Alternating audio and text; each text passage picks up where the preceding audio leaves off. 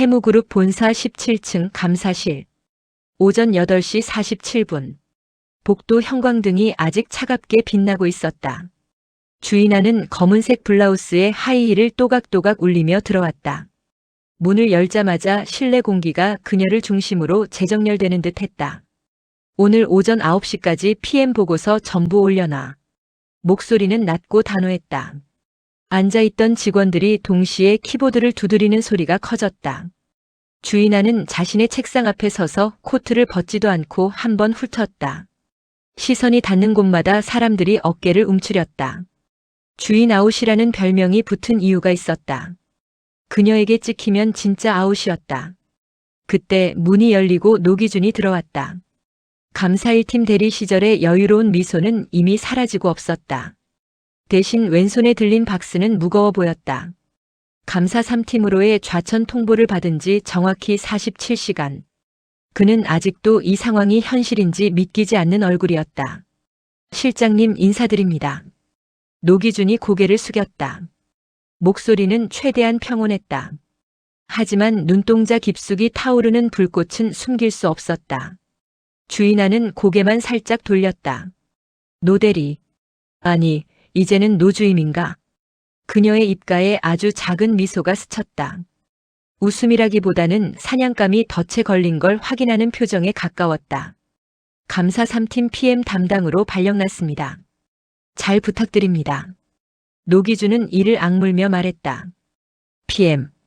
풍기문란. 사내에서 가장 더럽고 가장 짜증나는 업무. 주인아가 직접 서명한 인사 발령서에 적힌 그 단어가 아직도 눈앞에서 어른거렸다. 주인아는 천천히 그의 얼굴을 들여다봤다.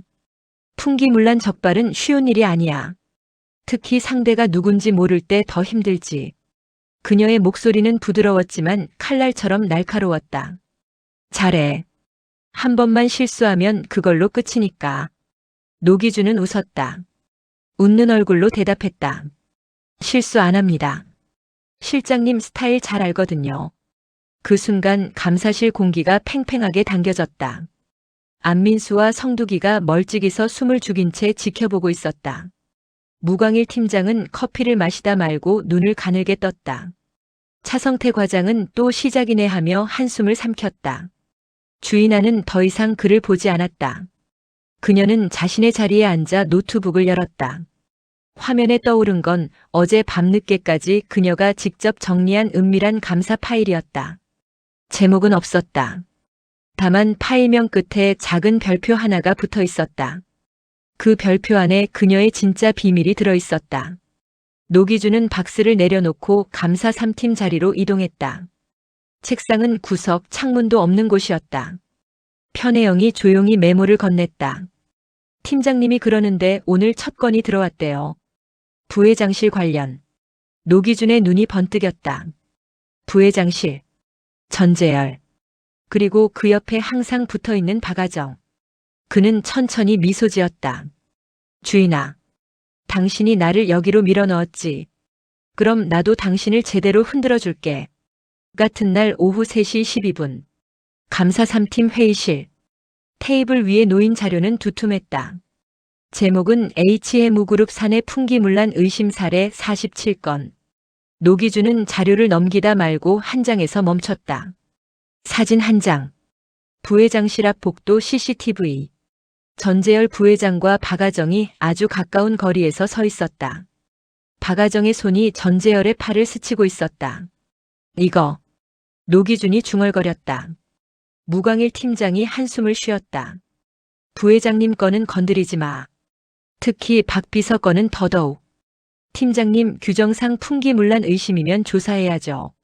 노기준의 목소리는 차분했지만 눈빛은 달랐다. 그는 이미 주인아의 약점을 찾기 시작했다. 그리고 그 약점은 어쩌면 이 사내 정치의 중심에 있었다. 그때 문이 벌컥 열렸다. 주인아였다. 그녀는 회의실에 들어오자마자 모두를 한번 훑었다. 3팀 전체 회의. 5분 뒤 본관 12층 대회의실로. 노기준이 자리에서 일어났다. 실장님 PM 건으로 따로 보고 드릴 게 있습니다. 주인아는 걸음을 멈추지 않았다. 보고는 나중에. 지금은 전부 모여. 12층 대회의실. 전무태 회장, 전재열 부회장, 전성열 상무, 부세영 인사실장까지 모두 모여 있었다. 주인아는 맨 앞에 서서 프레젠테이션을 시작했다.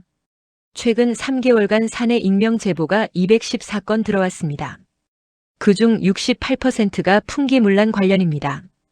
그녀의 목소리는 차분했다.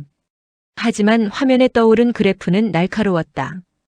특히 부회장실과 감사실 사이에 미묘한 움직임이 많습니다. 전재열이 미간을 살짝 찌푸렸다. 박아정은 뒤쪽에 서서 손을 꼭 쥐고 있었다. 그녀의 시선은 전재열에게 고정되어 있었다. 노기준은 주인아의 옆자리에 앉아 있었다. 그는 그녀의 손가락이 살짝 떨리는 걸 놓치지 않았다. 아주 미세한 떨림. 다른 사람은 몰랐을 것이다. 하지만 그는 이미 주인아를 연구하기 시작한 상태였다. 회의가 끝난 뒤 복도에서 주인아와 노기준이 마주쳤다. 아무도 없는 순간이었다. 실장님. 노기준이 먼저 말을 걸었다. 부회장님 건 제가 맡아도 되겠습니까? 주인아는 그를 빤히 바라봤다. 노주임. 당신 지금 복수하려는 거지? 노기준은 웃었다. 복수요? 전 그냥 제 일을 하는 겁니다. 실장님이 저를 PM 자리로 보내주셨으니까요.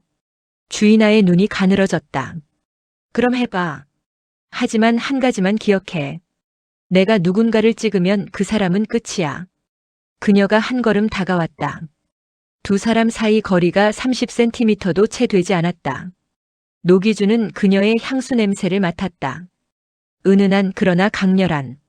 마치 그녀의 성격처럼. 그럼 실장님은? 노기준이 속으로 중얼거렸다. 당신의 그 은밀한 비밀은 언제까지 숨길 수 있을까? 주인아는 돌아서서 걸어갔다. 하이힐 소리가 복도에 울렸다. 노기준은 그 뒷모습을 한참 동안 바라봤다. 가슴 한구석에서 분노와 함께 이상한 설렘이 솟아오르는 걸 느꼈다. 그는 그 감정을 애써 눌렀다. 아직은 복수만 생각해야 해. 하지만 그의 눈은 이미 주인아의 그림자까지 따라가고 있었다. 감사실 복도는 밤 10시가 넘어서도 불이 꺼지지 않았다. 주인아는 혼자 남아 모니터를 바라보고 있었다. 화면에는 여러 개의 창이 떠 있었다. 하나는 사내 익명 게시판, 다른 하나는 그녀가 직접 관리하는 별표 파일. 그녀는 마우스를 움직이다가 멈췄다. 또 시작이네. 그녀가 중얼거린 순간 뒤에서 문이 열렸다. 노기준이었다. 넥타이는 풀어 헤쳐진 채 셔츠 소매를 걷어 올리고 있었다.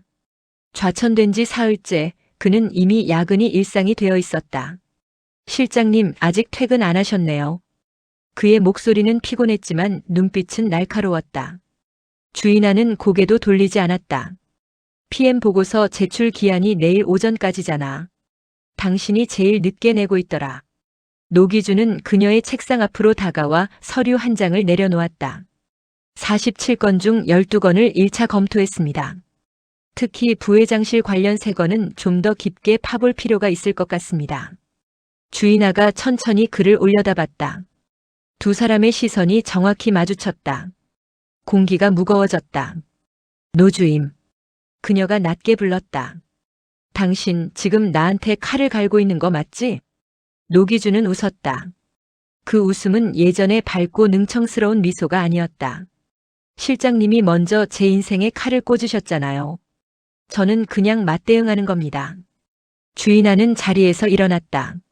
하이힐 소리가 조용한 감사실에 울렸다.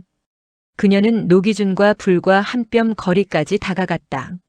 드라마가 끝나도 이야기는 계속된다. 킹무비박.